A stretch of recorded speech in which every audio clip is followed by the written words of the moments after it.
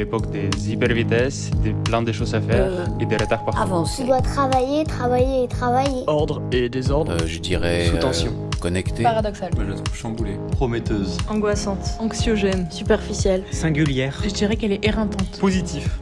Complexe. Vous écoutez Craquer l'époque, le podcast des imaginaires politiques. Bonjour à toutes et à tous, bienvenue dans Craquer l'époque, le podcast des imaginaires politiques. Aujourd'hui, j'ai le plaisir de recevoir non pas une, mais deux personnes, Laure Lavigne-Delville et Aurélien Pascal Coméras. Laure et Aurélien, vous avez formé un duo pour réaliser la bande dessinée Une victoire sur le béton, récit d'une lutte locale contre un géant commercial, paru aux éditions Le Passager clandestin en septembre 2025. Laure, tu as conduit l'enquête et élaboré le scénario sur lequel s'appuie la BD. Aurélien, tu as quant à toi donné vie à l'ensemble en réalisant les illustrations et en y apportant de la couleur. Une victoire sur le béton retrace la longue lutte citoyenne, elle durera 7 ans, menée contre la bétonisation de terres agricoles dans le village de Saint-Clément-de-Rivière, en périphérie nord de Montpellier, et leur remplacement par un méga projet de village commercial et sportif porté par la société Decathlon, derrière laquelle se cache le groupe Mullier, propriétaire des 2 enseignes principales du projet. Alors, autant vous dire tout de suite que j'ai adoré vous lire. Pas seulement parce que c'est une histoire qui se termine bien, et que les happy end me rassurent, mais parce que j'ai été complètement emportée par votre récit de cette mobilisation locale que vous décrivez avec une grande rigueur documentaire et technique, et ce, à toutes les étapes complexes par lesquelles le collectif passe pour s'opposer au projet de construction et défendre les terres agricoles. Au-delà de la finesse que vous apportez à la compréhension de comment se construit et vit une mobilisation, autrement dit ses rouages, j'ai aussi été impressionnée par le temps et l'espace que vous accordez à restituer les parcours individuels des personnes qui composent cette lutte. On voit apparaître tout au long du récit l'inscription de ces personnes dans le territoire et ce qui les y attache. D'où ma première question, qu'est-ce qui vous, Laure et Aurélien, vous attache à Saint-Clément-de-Rivière et vous a conduit à travailler ensemble ? Alors nous, donc avec Laure, on n'est pas de Saint-Clément-de-Rivière, mais on vient donc Laure de Montferrier qui est juste à côté de Saint-Clément et moi de Claré, donc qui est un petit village plus loin à une bonne demi-heure de route. Et en fait, on était tous les deux au lycée à Saint-Clément-de-Rivière, c'est d'ailleurs là qu'on s'est rencontrés.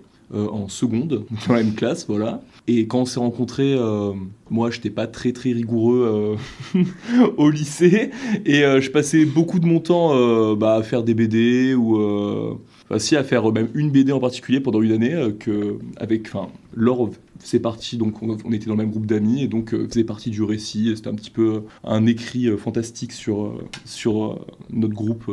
Il y a cet attachement à Saint-Clément, qui est un lieu où on a grandi, où on s'est rencontrés. C'était le lieu de notre lycée, mais aussi d'une partie du coup de notre adolescence. Pour moi, pour toi même de ton enfance, en tout cas ce paysage, on peut même dire du nord de Montpellier, de Garrigues, etc. Du coup, on a beaucoup de choses qui nous relient de famille, d'amis, de connaissances qui se sont aussi, ce que j'allais dire, un peu renforcées avec même le travail de BD. Moi, j'y suis du coup revenue après mes études. Et il y a eu ensuite ce projet de BD, je pense, qui nous ont attachés d'autant plus au territoire.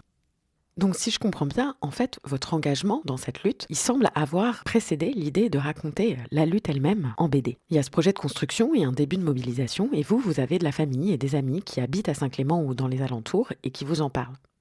C'était le cas pour moi, effectivement. Aurélien parlera de son cas, mais pour moi, le fait que l'engagement pouvait précéder l'idée même de la BD, mais n'était pas du tout dès le début de la lutte. En fait, je me souviens même pas, alors même que mes parents ont été impliqués, et surtout ma mère a été impliquée vraiment dès le début. Elle apparaît dans la BD. Moi, à ce moment-là, j'avais 16 ans, et ce qui est un âge auquel on pourrait s'attendre à être relativement ouverte à ces questions, ou en tout cas intéressée, politisée sur ça. C'était manifestement pas mon cas. Je me souviens même pas en fait du début de l'engagement de ma mère dans cette lutte, de mes parents. Je sais pas si on en parlait, je crois pas beaucoup. Bref, du coup, moi, voilà, à 16 ans, et quand commence la lutte, c'est plutôt ça mes occupations. Et donc, je sais pas vraiment à partir de quand je me rends plus compte de l'engagement de mes parents, notamment, ou de ce qui se passe vraiment en bas de chez moi. Mais ça en tout cas, précéder une prise de conscience politique et de ce genre en tout cas de sujets, en lien avec à la fois mes études sur des questions d'aménagement du territoire et politique environnementale, et des engagements sur des luttes climat, puis écolo et défense des terres, lutte locale, etc. Je suis passée sur certaines, et c'est là que j'ai plus pris conscience du coup de ce qui se passait en bas de chez moi, et fait les liens, parler avec les gens, avec mes parents, et puis les membres du collectif, et que j'ai rejoint du coup sur le tard la lutte sur les dernières années, je pense. Donc j'étais déjà en master, donc c'était 2020, quoi. Et sachant que la lutte s'est finie en 2021. Et de mon côté, alors moi de base j'étais pas quelqu'un de particulièrement engagé, j'étais très, même, je dirais pas que j'étais pas politisé parce que mais j'étais pas vraiment, je me renseignais pas ou beaucoup moins que maintenant. C'est un projet qui tenait énormément à l'or. On a toujours eu un peu la passion pour la BD en commun, sauf qu'on lisait pas du tout les mêmes choses. Par exemple, moi j'aimais l'humour très stupide, des BD plus fantastiques, et je lisais très très peu de BD, voire quasiment pas en fait, de BD documentaires. Donc vraiment c'est l'or qui m'a attrapé, et qui m'a mis là-dedans, et pour le mieux, parce que au final j'ai découvert plein de choses. Le fait de rencontrer les membres du collectif Oxygène, ça fait qu'on s'y attache, parce qu'on les voit souvent, on s'attache à leur récit, on s'attache à leur histoire. Si je peux revenir sur aussi le fait qu'il y a eu une autre réunion avec le collectif, et du coup étant revenue sur Montpellier, j'avais pu y participer en janvier 2022, pour revenir un peu sur la fête, comment ça s'était passé, et puis aussi envisager la suite pour le collectif. Il se posait des questions d'une part, il y avait un recours juridique encore en cours, on en parle un peu dans la BD, peut-être que je développe pas là, mais je trouve que c'est intéressant. Et puis il y avait aussi, maintenant qu'on a gagné, on peut dire, qu'est-ce qu'on fait, qu'est-ce qu'on est. Il y avait cette volonté de la part des membres du collectif, eux et elles-mêmes, de revenir sur l'histoire, de faire un peu une synthèse. Après, la question de la forme n'était pas forcément définie, certainement pas en BD tout de suite, même si j'ai pu en parler avec mon père, qui aime bien les BD aussi, et qui était dans le collectif. Mais voilà, il y avait quand même déjà cette volonté de revenir sur cette histoire-là. Elle n'est pas que de mon fait, quoi. C'est partagé et pensé par les militants eux-mêmes. La BD, elle place vraiment au cœur de son récit l'action collective, au sens où ce que vous décrivez en grande partie dans votre récit, c'est la façon dont se fabrique ce collectif Oxygène et tout ce qu'il faut pour qu'il vive et se développe. On découvre ainsi que se mobiliser, c'est notamment organiser beaucoup de réunions, rédiger des comptes rendus, produire des tracts et les diffuser, créer des pancartes, des banderoles, planifier des actions de terrain sur les marchés, devant des magasins, sur le site à défendre lui-même, mais aussi attirer les médias, lever des fonds, rassembler des signatures ou encore mobiliser des élus. Alors, est-ce qu'il s'agissait de savoir-faire que les militants avaient déjà constitué, parce qu'ils s'étaient engagés dans d'autres luttes précédemment, et comment s'est organisée la répartition de l'ensemble de ces tâches au sein du collectif ? Oui, c'était une grande richesse de ce collectif, de cette mobilisation, de vraiment aller un peu sur tous les champs, sur tous les volets de lutte, à la fois très juridique, recours, participation aux enquêtes publiques, etc. Et tous ces éléments, tous ces moments sur le terrain, le travail auprès des médias, et tout ce que tu as cité, c'est vraiment ça, c'est ce qui se co-nourrit aussi. On en parle un peu dans la BD, d'une sorte de cercle vertueux des modes d'action. Mais en l'occurrence, oui, il y a plein de ces petits éléments qui peuvent paraître anodins et qui font partie de la mémoire de la lutte. Ces moments de faire des pancartes, à préparer à manger pour le pique-nique d'après, tout le monde ensemble, et tout ce qui crée aussi, je pense, du lien et qui fait vivre ce collectif. La richesse du collectif, c'est aussi cette diversité des personnes qui le constituaient. Il y avait un noyau dur, il n'y avait pas... dans ce noyau dur du collectif, c'était à peu près une dizaine. Mais il y en a d'autres. Il y a différentes échelles d'engagement, niveaux. C'est aussi ce qui fait vivre la lutte, même les personnes plus extérieures, mais qui viennent à chaque mobilisation. Voilà. Et puis, au sein du noyau plus dur, il y a tout ce répertoire et des personnes qui étaient acculturées à ce répertoire de façon très variée, très différente. On avait à la fois des militants aguerris, on le dit dans la BD, Cathy, Jean-Claude, des personnes qui n'avaient jamais fait ça mais qui sont pris au jeu, qui peuvent faire tout, préparer à manger ou pour les pique-niques, pour les réunions et qui en fait font tout autant vivre la lutte. Donc voilà, il y avait un peu des casquettes qui ont été prises, on le dit aussi, par les uns les autres, un peu des spécialités. Jean-Claude, il a fait beaucoup de vidéos. Il faisait des petits montages ensuite sur YouTube. Il y en a d'autres qui sont vraiment concentrés sur la lutte juridique. Mais il y a aussi des tâches qui tournaient. Ça, je pense que c'est chouette parce que ça peut être un écueil de genre, je sais pas, les meufs qui s'occupent que de la logistique et des mecs qui se déchargent de toutes ces questions triviales.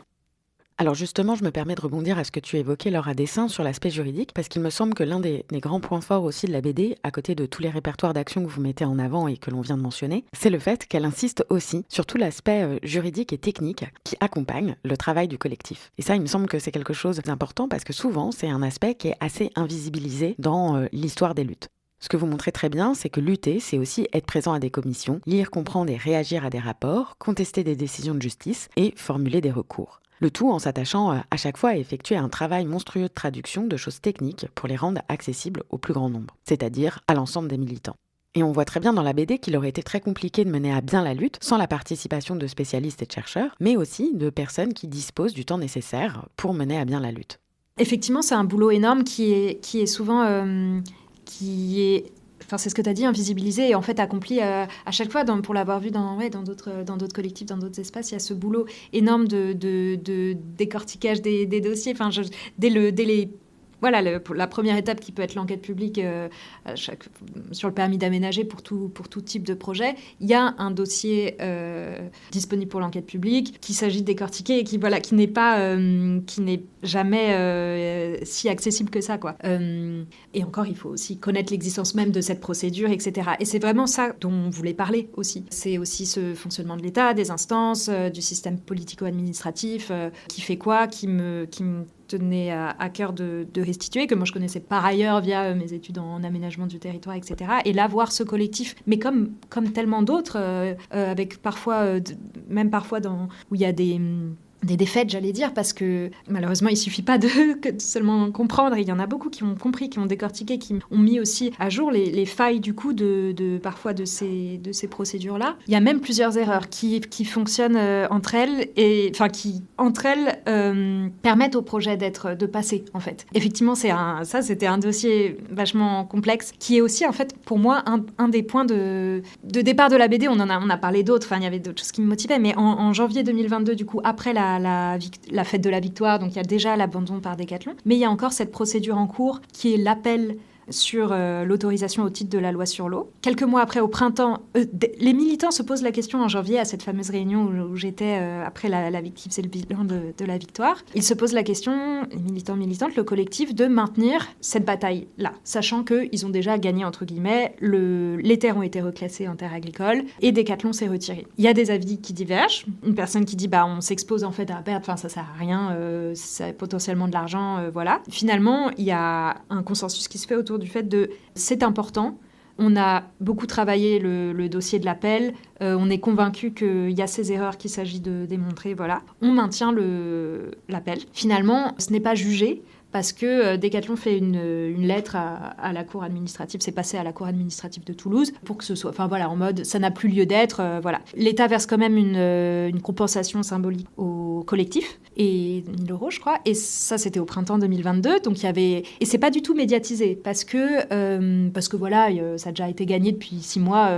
Finalement, on s'en fiche. Mais moi, ça me choque, c'est qu'il y ait pu avoir de telles erreurs qui sont vraiment démontrées par les membres du collectif et avec l'appui ensuite juridique pour le traduire en langage juridique, mais c'est véritablement eux qui ont fait le boulot en mobilisant, comme tu l'as dit, des experts qui viennent appuyer leur démonstration. Voilà, ça me choque profondément et c'est pas médiatisé, c'est pas... Donc c'est aussi un point de départ envie de parler de tout ça. Finalement, cet aspect-là assez précis n'occupe pas du tout une grande place dans la BD, d'une part parce que c'est compliqué à décrire et parce qu'il y a aussi tellement d'autres choses dans cette lutte. Mais effectivement, c'est un élément qui a, moi, nourri mon indignation aussi, et qui donne à voir plein de choses, qui donne à voir le travail d'acculturation aux procédures juridiques, déjà, aux éléments techniques, là, l'étude hydraulique, qui donne à voir le fait que malgré que des choses soient assez clairement démontrées, et pas que du côté des militants extrêmes radicaux, mais aussi, on le voit dans la BD, le village d'à côté, qui est du coup le village de mes parents, Montferrier, et la mairie de Montferrier, qui n'était pas du même bord que les militants Oxygène, dont certains faisaient d'ailleurs partie d'une liste d'opposition politique. La mairie de Montferrier fait conduire une contre-étude, en fait, une étude aussi hydraulique pour voir, en fait, parce qu'il y avait des impacts sur cette commune qui jouxte plus le projet presque que celle de Saint-Clément concernée, et qui, du coup, démontre les arguments produits par cette expertise indépendante, vont dans le même sens que toute la démonstration et tout le travail conduit bénévolement par les membres du collectif. Et malgré ça, ils perdent au premier jugement, en première instance. Donc ça, c'est assez dingue aussi. Et oui, donc ça donne à voir le fait qu'il ne suffit pas de démontrer par A plus B, manifestement. On peut aussi, en tribunal, balayer ces arguments-là. Il y a aussi du coup, il y avait ces experts qui étaient intervenus, des chercheurs vraiment sur le sujet, qui ont été aussi décrédibilisés au tribunal en mode biaisé. Voilà, c'est des experts qui engagent leurs responsabilités scientifiques. Donc voilà, ça fait partie des choses que ça donne à voir aussi. Et donc oui, cette mobilisation, pour aller dans ce sens-là, cette mobilisation aussi d'experts pour venir appuyer leur propre travail, pour venir légitimer le travail de démonstration, d'argumentaire des militants, même si encore une fois on voit que ça ne suffit pas et que les experts eux-mêmes peuvent être décrédibilisés, mais en tout cas ça apportait quand même toute cette épaisseur à la lutte aussi et c'est pas forcément plus important en fait, même sans cette démonstration vraiment tellement précise et rigoureuse, il y avait d'autres arguments et plein d'autres moyens d'action, mais là c'est assez exemplaire sur ce travail fait là qu'on voit fait aussi ailleurs, et c'est un tel engagement, parce que il y avait, on dit, des membres du collectif qui avaient quand même une certaine culture de chercheurs, ou quelqu'un qui avait travaillé techniquement dans le génie civil pendant 22 ans, donc qui avait en plus ces atouts-là, cette expertise. Donc ce qui est vrai que c'était une chance pour le collectif. En même temps, c'était pas non plus les experts, en l'occurrence sur l'étude hydraulique, aucun d'eux n'était expert sur ce sujet-là en particulier. Donc ils ont le travail de formation sur les procédures juridiques, les procédures administratives, sur le fond technique du dossier et sur du temps bénévole. Donc là, je réponds à l'autre partie de ta question. Mais oui, il y a ce temps, l'investissement que ça demande, parce qu'on voit, du coup, ils apprennent plein de choses, ils passent du temps, ils se cassent un peu la tête. Il y a des choses, d'ailleurs, des erreurs qu'ils ont compris progressivement. On en parle dans la BD. Il y a des choses qu'ils n'avaient pas vues tout de suite. Et c'est notamment pour l'appel qu'ils ont mis en lien les différentes erreurs, et qu'ils ont vu en quoi ces différentes erreurs ensemble faisaient que ça marchait pas finalement. Voilà, ça ne passait pas. Mais pour la première instance, dans leur dossier, pour le passage en première instance, elles n'étaient pas articulées ensemble, ces erreurs. Donc il y a des choses qu'ils comprennent aussi progressivement, parce que c'est tout un travail, ils y retournent, c'est des heures aussi passées sur ces dossiers-là, et du temps bénévole. Donc effectivement, il y a ce qu'on montre dans la BD, il y avait beaucoup de retraités dans ce collectif. Dans d'autres collectifs, il y en a qui prennent aussi, il n'y a pas que des retraités qui font ce travail-là, mais en l'occurrence, oui, c'est tellement... Et ça devrait pas, mais oui, ça prend du temps, et il y avait cette chance d'avoir des personnes retraitées, des personnes qui ont pu dégager du temps pour ça, mais c'est un vrai investissement. Ce que je trouve assez fort, c'est que du coup, non seulement il y a eu ce travail énorme mené, mais qu'ils ont aussi su en rendre compte. Il n'était pas forcément mené totalement en vase clos pour le reste des membres du collectif. Certes, en fait, tout le monde n'a pas envie de se taper ces dossiers-là, l'étude hydraulique, l'étude d'impact, voilà. Et qu'il y a des spécialités. Par exemple, là, on a parlé plus de l'autorisation au titre de la loi sur l'eau et du coup de l'étude hydraulique, mais il y a aussi l'étude d'impact et puis tous les enjeux biodiversité, études environnementaux, inventaires, etc., qui a été plus prise en charge par une association de naturalistes. Donc aussi là, avec cet entre-deux, experts et en même temps militants, une asso aussi, puisque le collectif était aussi un collectif d'associations à la base. Et voilà, mais ce que j'allais dire, c'est que donc forcément, il y avait des spécialités. Tout le monde n'a pas eu envie de se taper le dossier. Il y a des personnes qui ont, pour certaines des procédures, par exemple pour l'enquête publique, et du coup le dossier là, plus étude d'impact, s'y sont penchés, mais pas sur l'étude hydraulique. Il y a eu ce petit noyau dur, on en parle un petit trio, Joaquin, Philippe, Jean-Michel, qui ont vraiment tenu ce bout-là tout le long, ce qui n'était pas le cas de tout le monde. Mais par contre, c'est chouette parce que c'était quand même partagé, les éléments. Ils ont pris soin d'alimenter un blog aussi, le collectif Oxygène, qui moi m'a beaucoup servi et qui était, oui, très bien nourri toutes les 7 ans de la lutte, ce qui est quand même en fait aussi un boulot en plus. Un boulot, ils ont encore une fois traduit, et là pour encore un autre public, traduit les éléments que eux-mêmes apprenaient. Donc voilà, je trouve que ça fait partie des choses assez chouettes aussi de eux-mêmes vouloir transmettre, partager, et pas confiner à la sphère juridique dans laquelle ça servait finalement, ces analyses-là. Il n'y avait pas forcément d'illusion sur la... En fait, parce que la question, c'était aussi la lutte sur ce terrain juridico-administratif, en parallèle de tout le reste. C'était parfois, et j'ai parlé du fait que ça pouvait ne pas fonctionner même quand il y a tout ce taf derrière, cet appui d'avocats aussi, même s'ils ont accompli beaucoup de choses eux-mêmes et traduit en éléments juridiques, parce que les avocats n'ont pas forcément le temps. En tout cas, j'étais assez impressionnée du travail fait de traduction en langage juridique, encore un autre langage par les membres du collectif. Mais ce que j'allais dire, oui, c'est que c'était pas forcément avec beaucoup d'illusions. Après, il y a des membres du collectif qui sont très légalistes et là, ah oui, c'est aussi ça auquel me faisait penser ta question. Il y a cette étude menée à l'initiative de l'association Terre de Lutte qui est sortie l'année dernière, je crois, et qui revient sur les victoires, justement, de ce type de lutte locale. Et en fait, du coup, c'est un peu large, fait de recension d'un nombre assez important de victoires locales. Et il montre que statistiquement un peu un levier qui fait gagner. Je pense qu'on peut pas identifier une seule raison de levier de victoire parce que c'est toujours une complémentarité. Il y a plein d'éléments de contextes locaux, de contexte national aussi. Ça a été le cas, je pense, avec la loi climat. Enfin, il y a différentes choses qui se jouent. Mais en gros, un truc qui fait bascule, ce qui montre dans l'étude, c'est quand même ce terrain juridique. Donc voilà, pour dire qu'effectivement, c'est important et c'est parfois pas ce qui est le plus visibilisé. Et en même temps, du coup, ça justifie aussi, moi, l'intérêt à le décortiquer au même titre ou à le donner à voir au même titre que le reste, parce que ça occupe beaucoup de temps, parce que c'est un boulot de ouf et parce que ça peut faire gagner. Là, c'est pas les recours qui ont fait gagner. Et ça reboucle avec ce que je voulais dire tout à l'heure, le fait qu'il y avait aussi un enjeu. L'enjeu, il n'est pas que dans le fait de gagner au tribunal administratif, parce que ça n'a pas été le cas. Ça a été surtout des erreurs. Il y a eu une demi-victoire sur le permis d'aménager, mais qui a finalement... Enfin, il y a eu un permis modificatif, donc en fait, voilà, c'est pas ce terrain-là qui a été victorieux direct, mais ça permettait plusieurs autres choses. Donc, ce que je disais, il n'y avait pas forcément une illusion sur le fait que quand on prouve par A plus B, ça fait gagner. Malheureusement, c'est pas le cas, mais ça permet plusieurs choses. Ça permet de faire gagner du temps qui était vraiment important pour éroder l'intérêt du projet, pour éventuellement faire perdre des thunes aux promoteurs, pour plein de choses. Et la longueur de ces procédures-là juridiques fait que... Voilà, on peut aussi en jouer. Et puis, il y avait le fait de bosser les dossiers. Je pense que ça tenait à cœur, même si, comme je le disais tout à l'heure, on pouvait opposer plein d'arguments contre la pertinence de ce projet-là. Là, c'était vraiment... Ils creusaient le dossier, quoi. Ils avaient des argumentaires auprès de journalistes, auprès de quiconque, en fait, très, très solides, qui servaient, du coup, dans d'autres espaces, face aux médias, d'autres espaces que celui du tribunal. Alors justement, jusqu'ici, vous décrivez un collectif qui est très harmonieux. Dans la bande dessinée, vous restituez très peu de moments de désaccord ou de mésentente entre les membres du collectif. Est-ce que c'est parce qu'il n'y a jamais eu de tension interne au groupe ou bien parce que vous ne vouliez pas centrer le récit sur ces éléments ?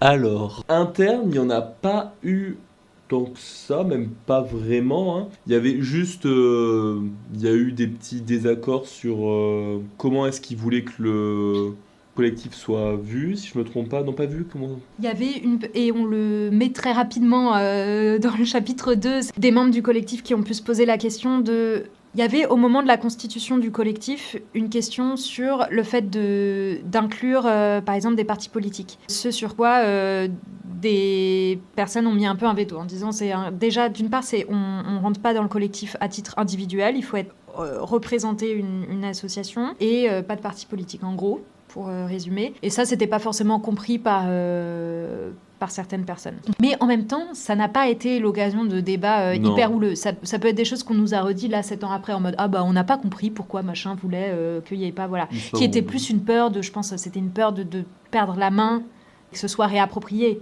Mais sinon, en termes de tension de lutte interne, franchement, c'est assez impressionnant. Et ce qui est chouette, parce que c'est quand même des personnalités très différentes dans le collectif. Et en fait, il y a eu cette sorte de... on le dit un peu dans la BD, et je pense que ça fait un peu bisounours, c'est peut-être édulcorer un peu la réalité. Mais il y avait une part de ça. Franchement, il y avait... plus qu'une part. Il y avait un peu cette réalité-là de quand même des personnalités qui ont su...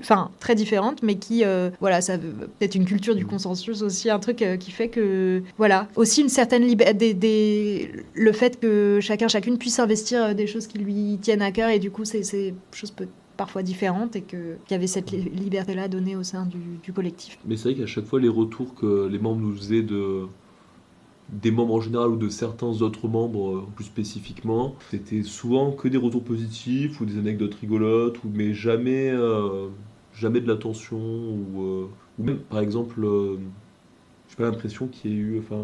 corrige-moi si je me trompe, parce que peut-être que je m'en souviens plus, mais j'ai pas l'impression qu'il y a eu des membres qui soient partis du collectif ou qui... Non, il y a quand même il y a des personnes qui sont restées tout le long. Il y a des personnes qui, je pense, ont été moins présentes à des moments mais pour des raisons perso, quoi. Et je pense qu'une des forces des collectifs, du collectif, c'est aussi ce duo, il y en a d'autres, mais ce duo Jean-Michel et Françoise qui ont vraiment jamais baissé les bras, mais les autres non plus, mais je veux dire que ça a aussi une capacité quand même d'animation aussi du collectif qui fait que voilà, ça tient. Et le fait du coup d'accepter aussi des investissements, des engagements variés dans la lutte. Et puis un noyau assez dur avec des engagements assez impressionnants et constants qui ont fait que ça marchait.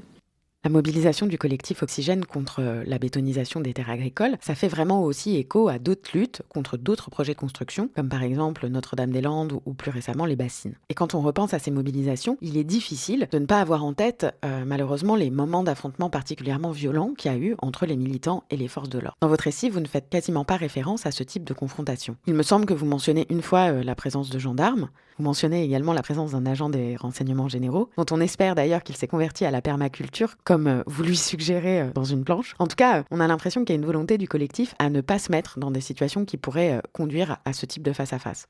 Ouais, c'est exactement ça. Il y a plusieurs éléments de réponse. Déjà, d'une part, le fait que les travaux n'étaient pas amorcés, entamés, donc il n'y avait pas forcément cette urgence à défendre le terrain et du coup, il n'y a pas eu ces situations créées de face à face. À plusieurs moments aussi des mobilisations, des présences sur le terrain, etc. Il y avait effectivement la présence de gendarmes, sans que ça donne lieu à des affrontements très forts. Au début, on en parle aussi sur les marchés, à Saint-Clément-de-Rivière, il y a eu des altercations. Voilà, pas dans de grandes violences, mais plutôt essayer de les virer, quoi, d'empêcher les personnes de tracter et puis d'un peu d'intimider. Mais sinon, ce qui nous a raconté un peu avec humour, Françoise et Jean-Michel, c'est que les gendarmes, parfois, justement, les sécurisaient pour pas qu'ils se fassent rouler dessus sur la route. Donc ça c'est un peu tout MeToo, effectivement, bisounours mignon. Mais parce que, donc, encore une fois, il n'y avait pas lieu d'avoir une confrontation en direct parce qu'on n'était pas à ce moment de la lutte, entre guillemets, la bataille, heureusement, on n'en était pas là dans le sens où il y avait tous ces recours encore en cours, etc. Donc des moyens sur d'autres terrains que celui de l'affrontement direct. J'ai une anecdote qu'on nous a beaucoup racontée et qui finalement n'est pas dans la BD. Le mur. Moi, on me l'a redit en plus il n'y a pas longtemps. Quand peut-être qu'elle est plus fraîche. Moi, je me souviens que c'était, alors, comme Laure l'a dit, comme c'est dit dans la BD, donc la majorité une grande partie des membres du collectif sont des retraités. Donc c'est vrai que peut-être qu'il y a, je sais pas si on fait partie aussi du fait que du coup peut-être ils sont moins virulents, mais il y avait une petite dame, 80 ans je crois, ou je me souviens plus. Plus 90. Ouais. 90, ouais. Vas-y, dis-la, je crois que tu l'as mieux que moi. Il y a eu un moment juste où ils ont voulu aller taguer un mur, mais ils y allaient avec leur bonne conscience d'avoir demandé au propriétaire. Donc voilà, on est encore sur quand même du gentillet, effectivement.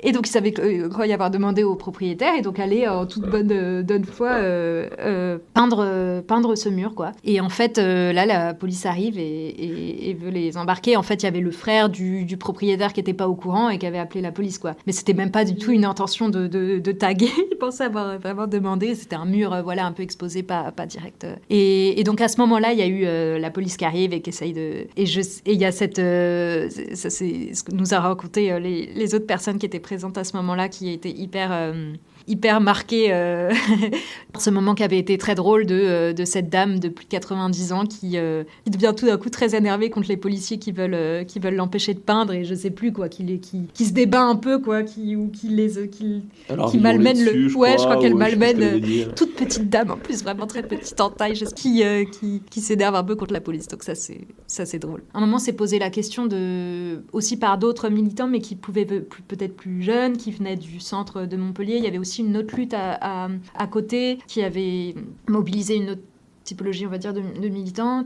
Et du coup, s'était posé la question de faire une ZAD, mais en fait, sur le terrain, mais en fait, ça n'avait pas de sens, puisqu'il y avait à ce moment-là pas grand-chose à défendre face à, je veux dire, les bulldozers n'étaient pas... Les bulldozers, n'étaient pas là, quoi. Les bétonneuses n'étaient pas là, mais l'image faisait un peu rire aussi vu le profil sociologique et générationnel des militants. La même vieille dame dont on parle avait dit « Ah mais si, on pourra... Moi, je leur ramènerai des croissants, quoi. » Cette dame aussi, parce que je dis sociologie, parce que c'est aussi le nord de Montpellier et des profils plutôt... des profils assez bourgeois, quand même. Bourgeois, ouais, carrément. Et donc c'était assez marrant. Ça aurait créé un truc pas mal, en vrai. Potentiellement des retraités bourgeois qui amènent les croissants aux zadistes. Bon, mais en tout cas, voilà, ça s'y prêtait pas à ce moment-là. Comme vous le disiez au début de l'épisode, vous avez chacun une appétence pour la lecture de romans graphiques, mais est-ce que vous vous êtes questionné sur le fait de restituer cette lutte autrement qu'en BD ? Et qu'est-ce que d'après vous, le format BD permet de raconter différemment ? Alors, le format BD, alors je sais pas si tu avais pensé à d'autres formats que la BD. Donc du coup, quand elle m'avait proposé le projet, c'était directement dans le format BD parce que je trouvais ça très intéressant, très beau aussi. Moi, j'avais jamais fait de BD de ma part, donc j'avais un peu peur, mais bon. Mais ça s'est bien passé au final. On trouve ça super pratique et plus accessible, et ça fait moins peur aussi pour communiquer sur certains sujets. C'est vrai que au fur et à mesure qu'on écrivait, on s'est dit plusieurs fois. Déjà dans la BD, il y avait des textes qu'on trouvait assez mastoc, et on s'est dit voilà, on espère que les gens vont pas les perdre. On s'est dit peut-être mieux d'avoir fait une BD que d'avoir parlé de tout ça juste en texte ou en études, ce qui aurait pu être très intéressant aussi, hein, mais on n'aurait pas ciblé les mêmes personnes, parce que c'est vrai que le but là aussi. C'est aussi un but qui était possible un petit peu grâce à notre duo, j'aimerais dire, parce que notre but c'était de vulgariser et de toucher le maximum de personnes, ou que tout le monde puisse être intéressé, ou que même les personnes qui se renseignent pas, sont pas dans des luttes habituellement, puissent le lire, puissent comprendre, et le but c'est un petit peu d'inclure tout le monde. Et c'est vrai que la BD c'est assez pratique, et même sur les retours qu'on avait déjà eu, je sais par exemple, il y a même des enfants qui ont eu envie de lire la BD, on avait eu des retours sur, même s'ils comprennent pas tout, parce que les dessins ça donne envie, les couleurs ça donne envie, donc des gens qui de base, même pas que les enfants, hein, même des personnes qui juste ne lisent pas de romans, par exemple moi je lis quasiment pas de romans, je vais pas vous mentir, donc c'est vrai que je serais plus enclin de m'informer sur certains sujets grâce au BD qu'avec un livre de 400 pages ou même format poche, mais c'est vrai qu'on a vu plein de personnes qui de base ne seraient pas allées vers ce genre de lecture, y aller parce que ça donne plus envie, ça a l'air plus léger et ça se lit sûrement aussi plus vite, je pense. Pour la question, on pensait à d'autres formats. En l'occurrence, je pense qu'il y a plein de moments, pas forcément en amont, parce que ça a été assez rapidement ce format BD qui faisait envie et qui faisait aussi, qui nourrissait, l'idée même du format nourrissait le projet aussi pour moi, parce que par ailleurs déjà dans des types d'écriture plus académiques, etc., et que c'était pas ce que là j'avais envie de faire pour un projet qui était qui était censé prendre quelques mois peut-être pendant une période après mes études, etc. Donc le format BD portait aussi le projet, mais au cours de l'écriture, je pense qu'il y a plein de moments où je me suis dit d'autres formats, aussi par des frustrations justement de ne pas pouvoir restituer de la façon dont j'ai le plus l'habitude. Et c'est aussi le jeu de la BD, de décrémer une partie des éléments. Normal, déjà le récit ne pouvait pas être exhaustif, on avait des contraintes éditoriales de nombre de pages, mais aussi des contraintes de lisibilité, de clarté, de porter aussi un récit, une histoire, et pas seulement mes travers de plans et de choses plus type académique. Et en fait, donc il y avait ce truc de me dire mais cette idée dans un autre format je pourrais en dire beaucoup plus, je pourrais beaucoup plus détailler, être plus exhaustive, sur aussi parce qu'on avait quand même récolté beaucoup de matériaux que du coup on n'a pas pu, des choses qu'on aimerait décrypter plus qu'on pouvait pas, et en même temps ça fait sens d'être dans cet autre format, puisque un des enjeux principaux c'était exactement ce qu'a dit Aurélien, c'était de rendre plus accessible ce récit-là, de le diffuser, qu'il soit ce soit aussi un objet pour les membres même du collectif. Donc en fait si ça restait confiné dans un type d'écriture qui n'est pas accessible, c'était contraire au projet. Même dans une idée, je pense qu'on a eu, ça aurait été intégré au format BD, si on avait pu notamment eu plus de pages, on avait cette idée de par chapitre inclure donc en fait donner à voir notre matériau documentaire et inclure 1 ou 2 pages par chapitre de patchwork. J'aimais beaucoup cette idée de patchwork, un mélange de mails, parce que même les mails et la police comics en MS des années 2010, ou même des rapports d'enquête publique, des éléments des textes juridiques.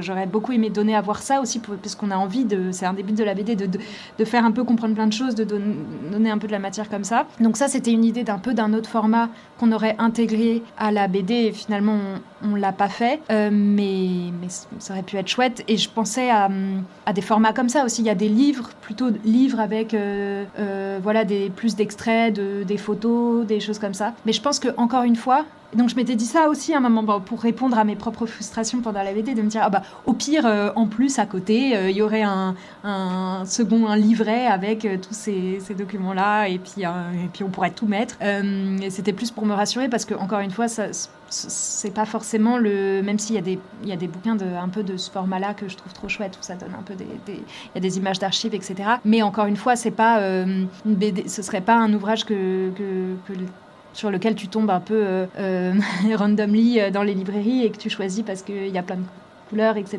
Non. Donc en fait, finalement, cette question des autres formats, elle se résout comme ça aussi, dans le but même du format BD. Dans la bande dessinée, vous vous mettez en scène. On vous voit souvent tous les deux en train de rencontrer les différents acteurs et actrices de la lutte. Est-ce que vous pouvez revenir sur la façon dont vous avez fonctionné ensemble sur place et ensuite sur la façon dont vous avez travaillé tous les deux avec vos différents univers pour produire en fait ce travail collectif? C'est vrai que tout ce qui est dans la BD n'est pas fidèle. Par exemple, je ne sais même pas qui sont Jean-Michel et Françoise. Non, je plaisante. On a beaucoup mangé de bonnes choses chez eux, ça c'est très fidèle. On a rendu hommage à nos goûters dans la BD. À part une minorité d'entretiens, j'ai accompagné Laure à quasiment tous les entretiens. C'est Laure qui a fait la partie vraiment écriture, beaucoup plus technique. Moi, j'étais pas capable de suivre. Déjà, on trouvait ça important que pour illustrer une BD, on rencontre les personnes. En plus, moi, je vais les dessiner, ces personnes. Et si je dessine une lutte que je ne comprends pas, avec des personnes que je ne connais pas, on n'aurait pas trouvé ça logique de procéder comme ça. Et ensuite, pour tout ce qui est travail couché en dessin, l'écriture. Alors l'écriture, j'étais pas avec Laure. Hein. Ça, elle l'a fait seule, mais elle racontera. Mais par contre, pour tout ce qui est storyboard, ce qu'on faisait, c'est qu'on a tout fait ensemble.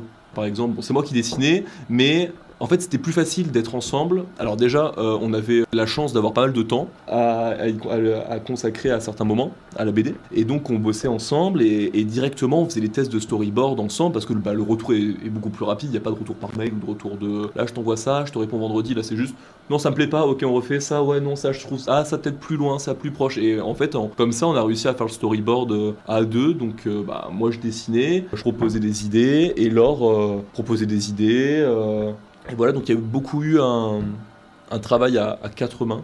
Oui, c'est ça, c'était à quatre mains à plusieurs endroits de ce travail, parce que oui, donc aller ensemble à pas mal d'entretiens, etc. On a regardé aussi des documentaires ensemble, un documentaire qui avait été fait sur la lutte, mais sur la première année. Enfin voilà, on a fait des choses ensemble, des livres ensemble. Et puis, comme l'a dit Aurélien, sur le storyboard. Et en fait, pour moi, c'était précieux aussi parce qu'en fait, j'avais pas cette expérience en écriture de scénario. En fait, il y a 1000 façons de travailler pour avoir pu rencontrer des auteurs, des artistes qui font des BD. On a bien vu qu'il y avait plusieurs façons de travailler et plusieurs façons de travailler en binôme dessin-scénariste. En l'occurrence, moi, c'était pas du tout un scénario hyper exhaustif, complet, où je décrivais aussi ce qui se passait dans les cases. Donc en fait, c'était aussi bien pour moi parce qu'il y a des choses que j'avais du mal à imaginer forcément directement en BD. Alors, puisque l'on parle de processus d'écriture, je vous propose que l'on écoute tout de suite un morceau de votre choix qui vous a accompagné lors de la production de la BD. Il s'agit du titre DJ de Diams, sorti en 2003.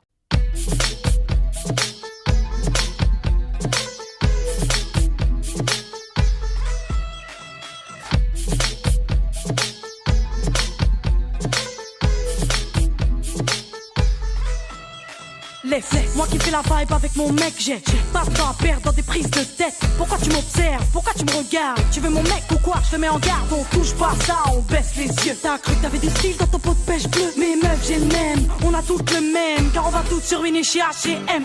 Je sais que je suis pas une bombe latine, ni que je suis pas une blonde platine. Je sais que tu veux pas que je t'écratine. Tu galères, ben viens, je te présente le DJ derrière les platines.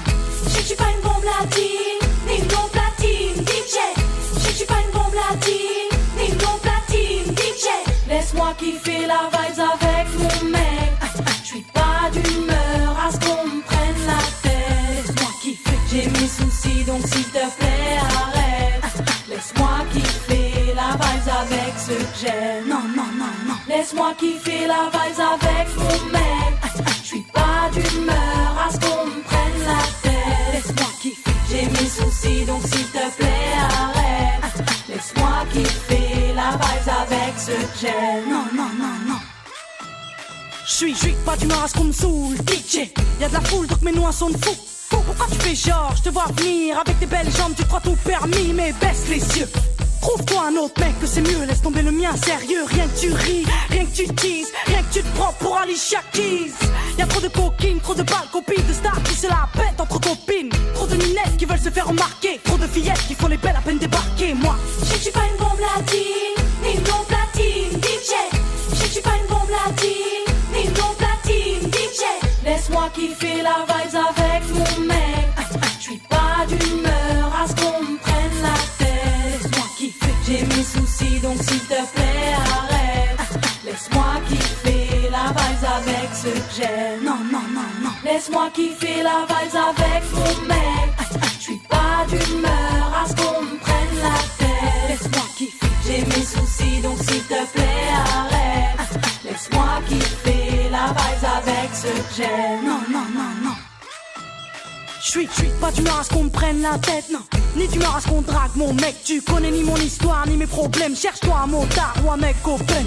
Fais pas le mannequin, j'imagine déjà la tête que tu dois avoir le matin. Donc reste sage, ne me teste pas. Laisse-moi kiffer la vibe, ne me stresse pas. Tu fais la meuf in, mais nous on le sait que t'as pompé ton style sur Beyoncé. Je suis pas une bombe latine, mais moi le DJ passe mon vinyle sur ses platines. Je suis pas une bombe latine, ni une bombe platine, DJ. Je suis pas une bombe latine, ni une bombe platine, DJ. Laisse-moi kiffer la vibes avec mon mec. Je suis pas une bombe latine, DJ. Je suis pas une bombe latine, j'ai une bombe platine, DJ. Je suis pas une bombe latine, laisse-moi kiffer la vibes avec ce que j'aime. Je suis pas une bombe latine, laisse-moi kiffer la vibes avec mon mec. Je suis pas une bombe latine, pas une bombe latine, DJ. Je suis pas une bombe latine, j'ai une bombe platine, DJ.